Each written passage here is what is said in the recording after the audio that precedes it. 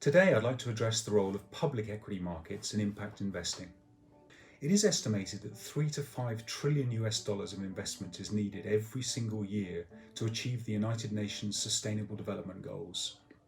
But at the end of 2018, total impact assets under management were only around $500 billion.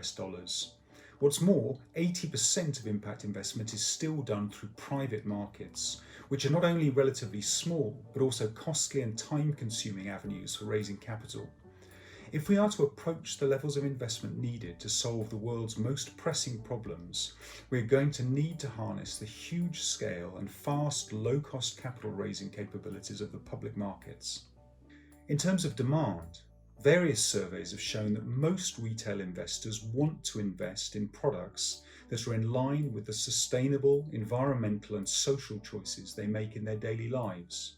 However, only a very small minority actually do so, partly because private equity and venture capital are beyond the reach of most investors.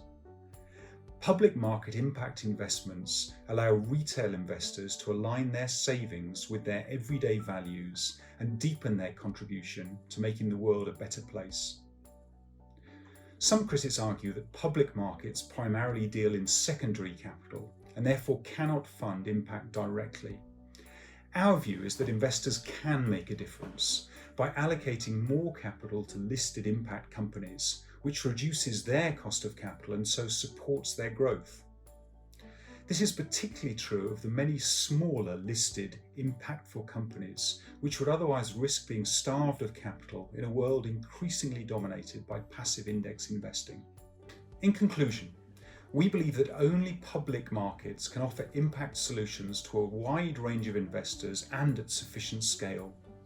Public equity managers must rise to this challenge by offering retail products which truly address the Sustainable Development Goals and which fully engage with listed companies so as to guide them to meeting their shareholders' environmental and social values. Many thanks for listening.